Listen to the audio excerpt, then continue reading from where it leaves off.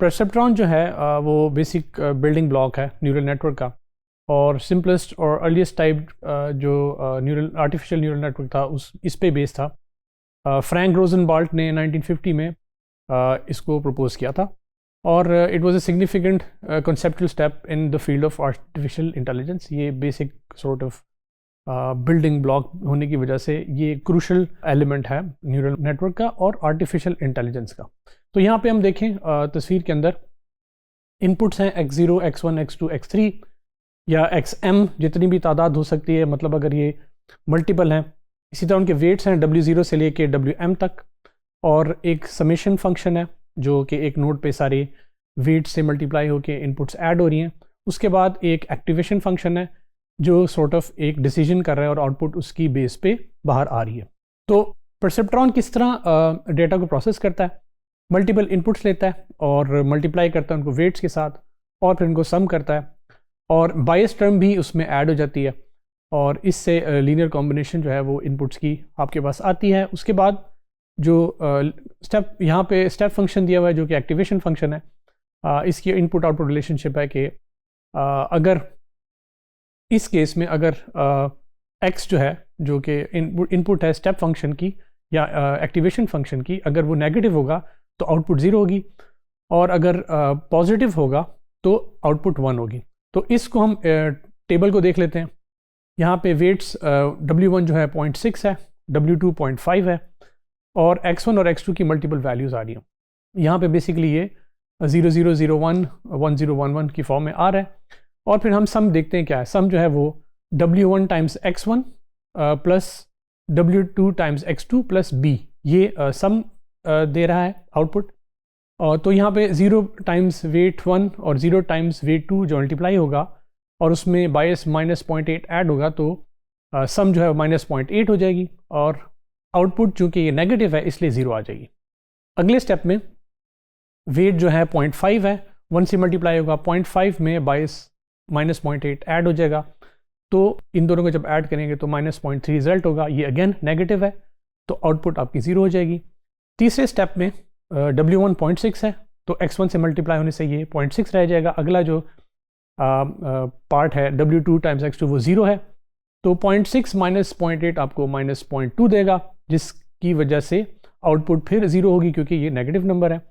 और जब हम 1 टाइम्स w1 और 1 टाइम्स w2 यानी कि x1 w1 और x2 w2 को मल्टीप्लाई करके ऐड करेंगे तो ये 0.6 प्लस 0.5 है जो कि 1.1 बनेगा। इसमें से 22 निकलेगा -0.8, तो ये 0.3 है जो कि पॉजिटिव नंबर है। तो आउटपुट आपकी 0001 है। अगर आप इसको बाइनरी कॉन्टेक्स्ट में देखें, अगर फंक्शन कौन सा है ये लॉजिकल, तो ये बेसिकली एंड फंक्शन को शो कर रहा है। तो परसेप्ट्रॉन जो है वो बेसिकली डिज़ाइन किया गया था बाइनरी क्लासिफिकेशन टास्क के लिए। दिस मीन्स के it can output one of two classes, दोनों में से एक क्लास को आउटपुट करेगा। Categorising data into one of two predefined groups, यानी दो में से एक ग्रुप को सेलेक्ट करेगा। It computes a linear decision boundary to separate this data points, तो ये एक लीनियर डिसीजन बाउंड्री बनाता है। तो ये कैसे सीखता है? आप इसको इटरेटिव प्रोसेस से सिखाते हैं, यानी कि प्रिडिक्शन अगर ट्रेनिंग एग्जाम्पल में इनकरेक्ट है तो वेट्स और बायस को रीएडजस्ट किया जाता है, उनकी वैल्यूज़ को रीएडजस्ट किया जाता है। इससे फिर जो एरर है उसको रिड्यूस किया जाता है, और इस तरह ग्रेजुअली परसेप्ट्रॉन जो है अपनी क्लासिफिकेशन को एक्यूरेट करता रहता है। तो परसेप्ट्रॉन क्या नहीं कर सकता, यानी कि चूँकि ये लीनियर क्लासिफिकेशन है, it can not solve problems where the classes can not be separated by a single straight line in 2D। 2D में अगर किसी लाइन से आपने डेटा पॉइंट्स को सेपरेट करना है, और यानी कि अगर डेटा पॉइंट्स 2D के अंदर एक लाइन से सेपरेट नहीं हो सकते तो फिर परसेप्ट्रॉन उनको नहीं कर सकता ये काम। तो उसके लिए फिर हाइपर प्लेन यानी कि हायर डायमेंशन रिक्वायर्ड होंगे। तो यहाँ पे अगर देखें हम 4 पॉइंट्स हैं एक्सॉर प्रॉब्लम के अंदर, 1001, 11 और 00। तो ये 00 और 11 जो पॉइंट्स हैं ये ब्लैक डॉट्स हैं, और 01 और 10 वाइट डॉट्स हैं। तो इन दोनों में से या ये 11 और 00 होगा या 10 और 01 होगा। तो ये दो लाइन से सेपरेट हो सकते हैं, एक लाइन से एक ना एक पॉइंट मिस हो जाता है। तो ये एक्सॉर प्रॉब्लम जो है परसेप्ट्रॉन से आप सॉल्व नहीं कर सकते। तो मल्टी लेयर परसेप्ट्रॉन का कॉन्सेप्ट आता है जिसमें फीड फॉरवर्ड न्यूरल नेटवर्क है। सिंगल परसेप्ट्रॉन में एक और एक से ज़्यादा हिडन लेयर ऐड कर दी जाएंगी और इससे फिर आप जो हायर लेवल टास्क हैं, हायर डायमेंशन के टास्क हैं, वो कर सकेंगे। MLP जो है, मल्टी लेयर परसेप्ट्रॉन जो हैं, ये non linear decision boundaries create करते हैं और यूनिवर्सल अप्रॉक्सीमेशन कर सकते हैं।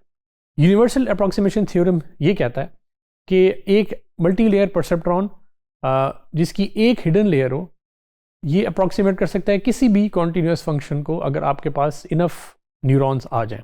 तो आपके पास नॉन लीनियर टास्क आ गए और आपके पास इनपुट की एक लेयर आ गई, आउटपुट की एक लेयर आ गई और बीच में एक हिडन लेयर आ गई, तो आप किसी भी फंक्शन को अप्रॉक्सीमेट कर सकते हैं इस multi layer perceptron neural network से। तो यहाँ पे अगेन हम देख रहे हैं कि हमारे पास x1 x2 इनपुट्स हैं और y आउटपुट है, और ये एक्सॉर प्रॉब्लम वही वाला है जो हम पहले क्लासीफाई नहीं कर सकते थे एक लाइन की वजह से। लेकिन जब हमारे पास दो आ गए परसेप्ट्रॉन्स, तो फिर इससे हम ये वाला प्रॉब्लम क्लासीफाई कर सकते हैं।